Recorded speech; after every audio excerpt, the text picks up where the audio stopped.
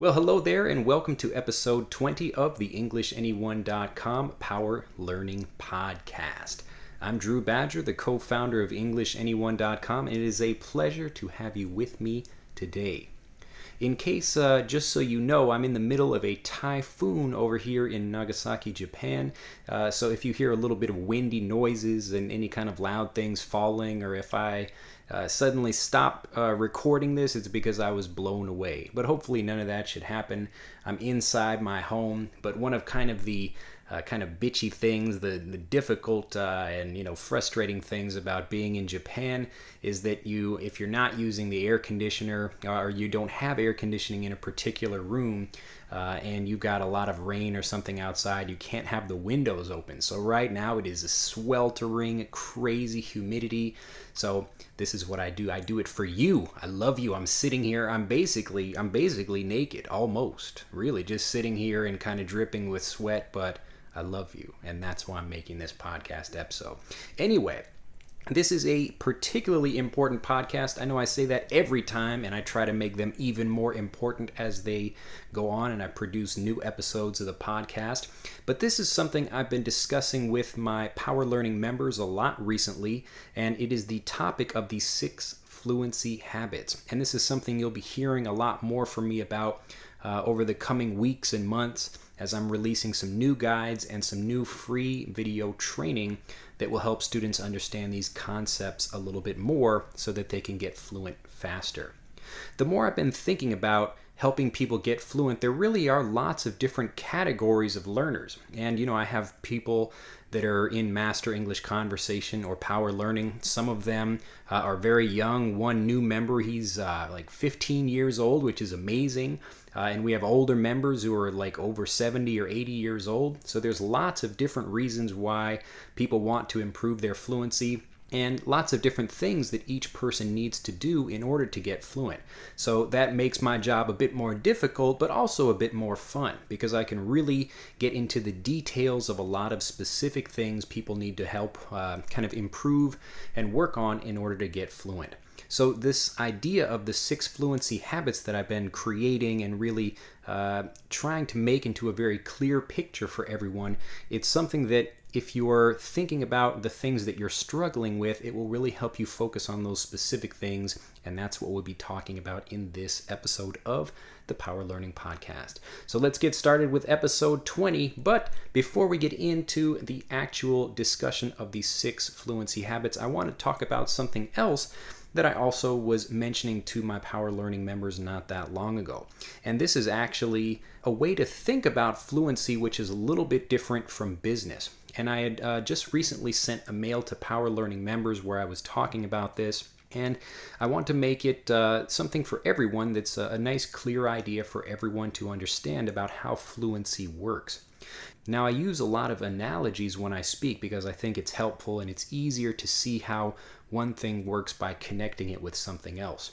And I also talk about business a lot because there are a lot of parallels or a lot of connections between the way business works and also the way fluency works. And I've actually talked about, I forget which podcast episode it is, but I was talking about building your fluency team. And what this means is that you have to find different people in your circle or people that can teach you or help you improve. And maybe some people will help you remember words better, other people will help you learn new things, or still other people will help you practice.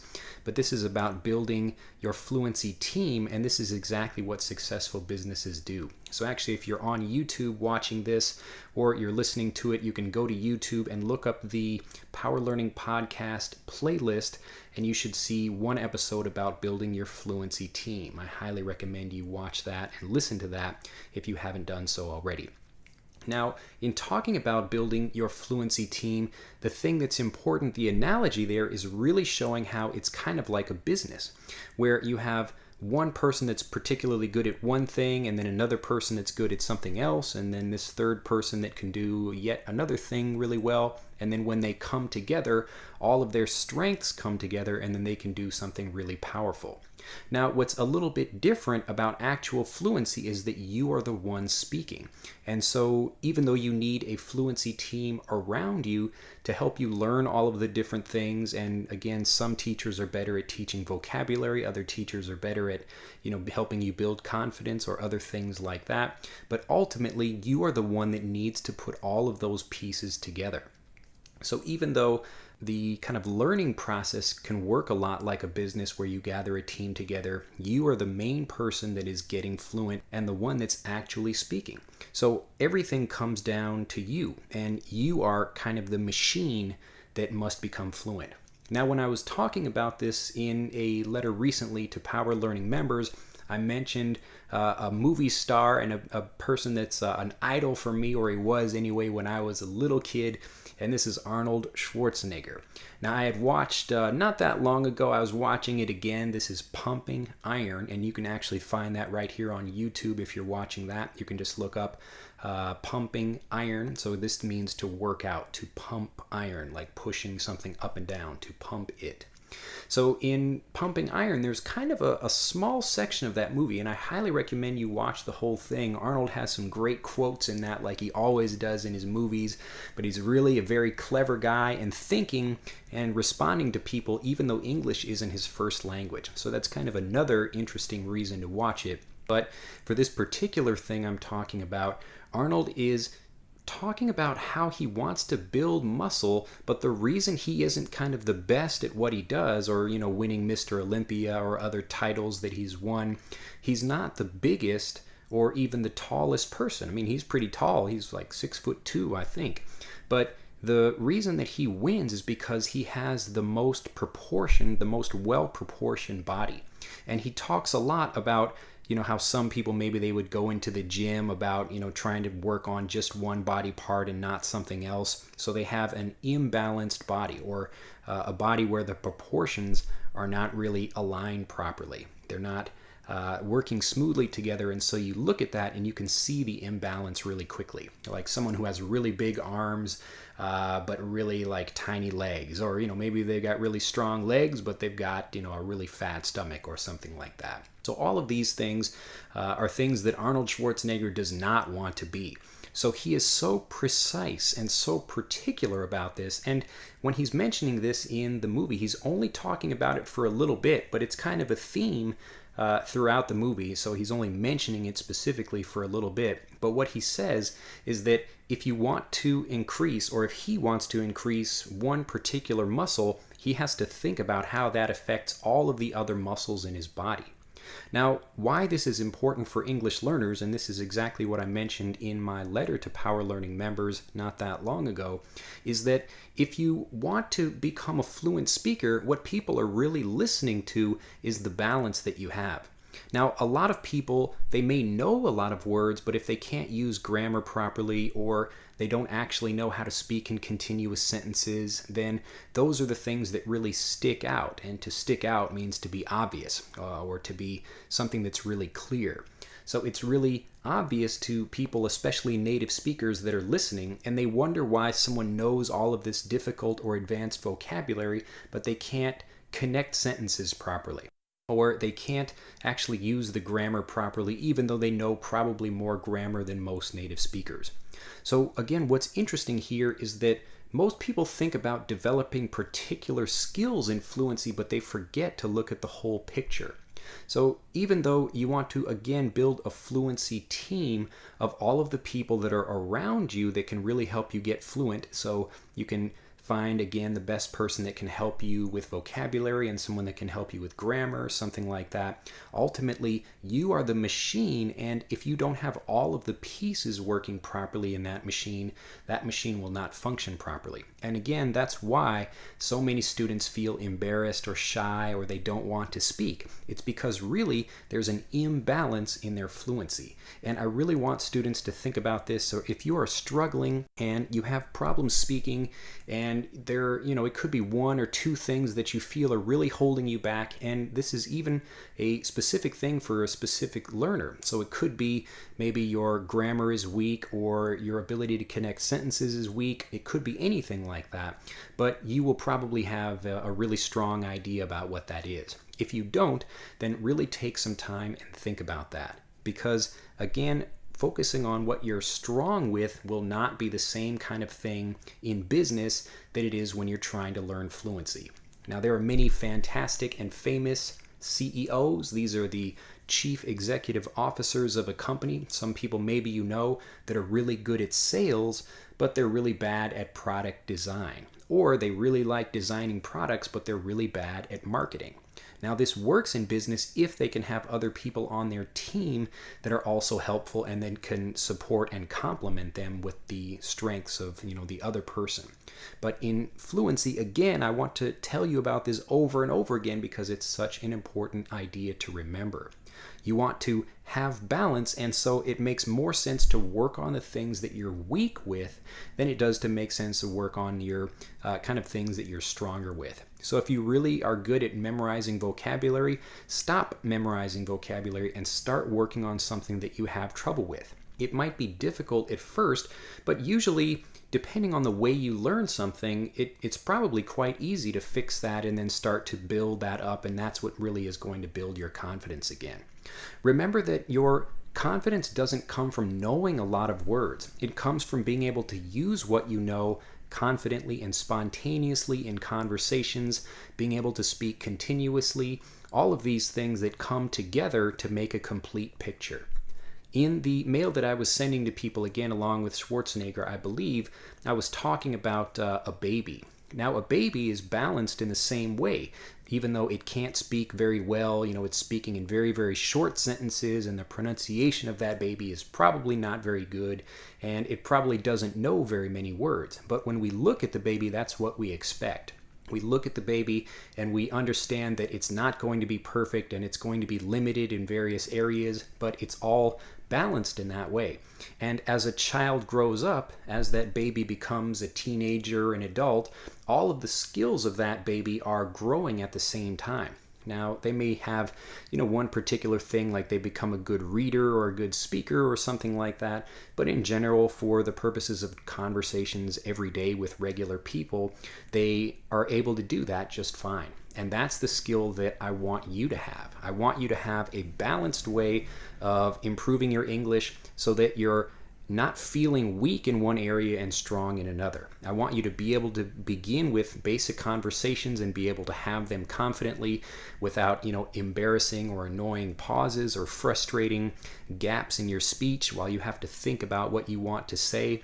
You should really be beginning with the things that are struggling or the things that are most difficult for you, and then you can take that, and once you've built that foundation that's balanced, you can start improving individual skills and start putting them together. So you should be building fluency in the same way that Arnold Schwarzenegger builds muscle. You need to be thinking about how learning 10 new words is going to sound a little bit funny if you don't also learn the good pronunciation of those, or how to connect them with other things.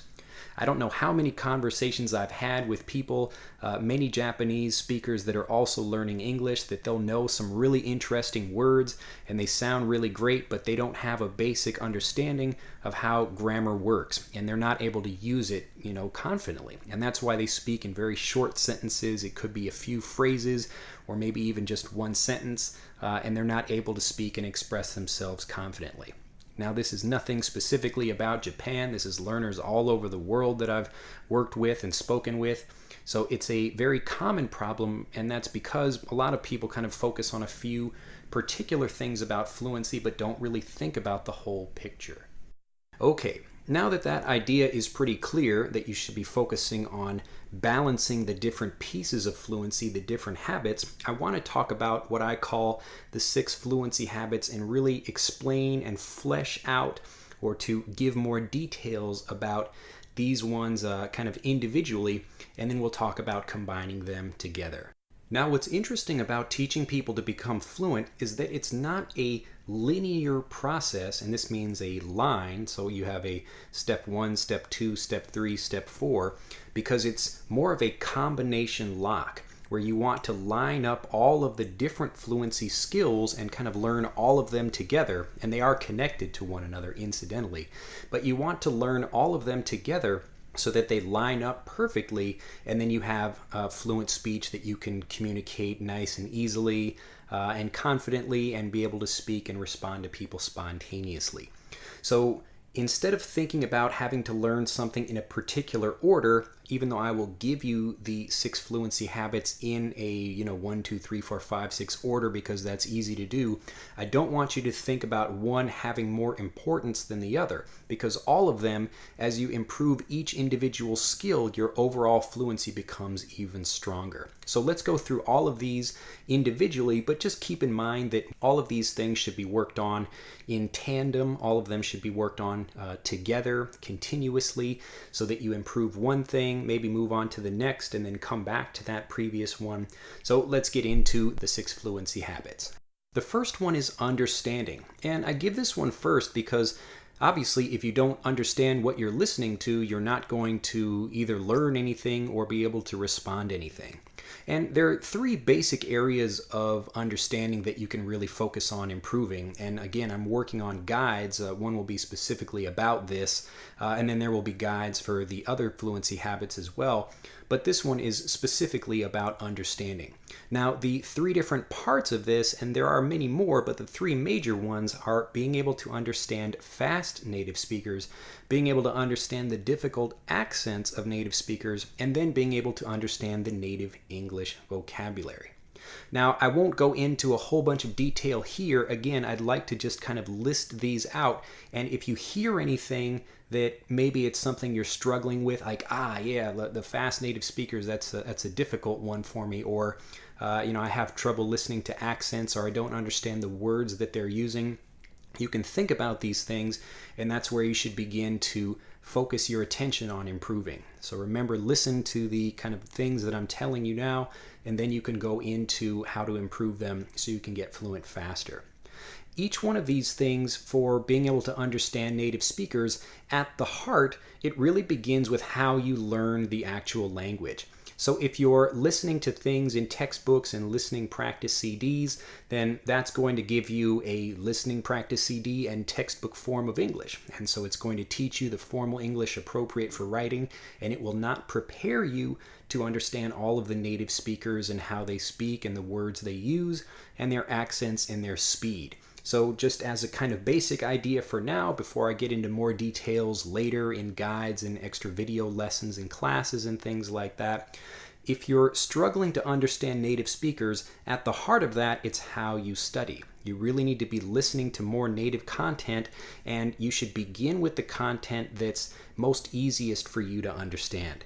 So think about it could be something as basic as Sesame Street or some other kids show, but find something that's easy for you to listen to and that you can enjoy listening to and that you understand at least 80 to 90% of. That way you'll be able to learn new things nice and easily, but also you'll improve your pronunciation and your listening as well. The next fluency habit is being understood. Now, this can come in many different forms. It could be how you speak and the words you use. It could be if you're able to speak naturally the way native speakers are, or if you have, gaps and pauses in the way you speak. It could be whether you're using the right words when you speak, and often this happens to students. They'll use words that are maybe too formal for the situation or too impolite, or they actually just don't know what word is appropriate for the situation. Or it could be something as simple as making a lot of grammar mistakes. But getting back to the being understood part, again, being understood and understanding, which was the first fluency habit, both of these are really the same habit. They're really interconnected. And as you learn more native content, that's what's really going to help you become a much better speaker. So again, I won't get into so much detail about this here. There's just too much to talk about, and it would take up many podcast episodes actually to flesh out or to describe all of the information in this, and that's why I'm making these guides again that will be released in the future. But for now, just think about these things and write down or try to remember what it is that maybe you're struggling with so that you can come back after this is finished and begin thinking about ways that you can improve, whatever that skill happens to be. The next fluency habit is pronunciation, and this could be reducing your accent or just improving certain sounds in your pronunciation, or if you're really excited about wanting to improve your fluency, It could be wanting to sound like a native speaker. Bearing in mind that there are many different kinds of native speakers, and even if you pick a particular country like England or the United States, you're going to find many different accents and dialects within a particular country. So it depends really on the people you're working with, especially if you're living in an English-speaking country.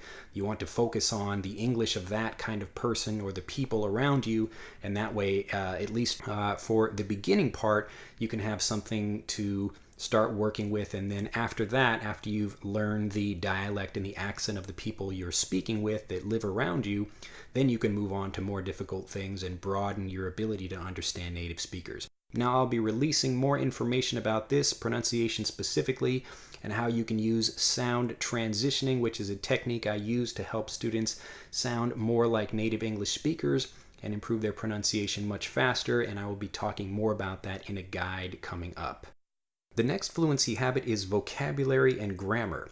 And in this habit, we have things like being able to build a vocabulary, a large active vocabulary, being able to remember words, not make grammar mistakes.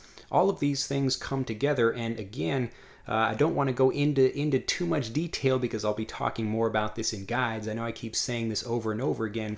I really just want to give kind of an introduction to things here so people can, if they feel like they're having trouble with particular things. I know when I'm thinking about something, sometimes I need someone on the outside to remind me and give me options. So that's really what this podcast is about, just kind of letting people know the specific areas of fluency that they should be working on, and then the specific categories within that. So each fluency habit has a couple of different things inside of it that you can use and really focus on, so that way you'll know what you need to improve in order to get fluent faster. The fifth fluency habit is being able to express yourself fluently. Now, this is the thing that most students have problems with, so I really want to talk about this one a bit at length right here in the podcast.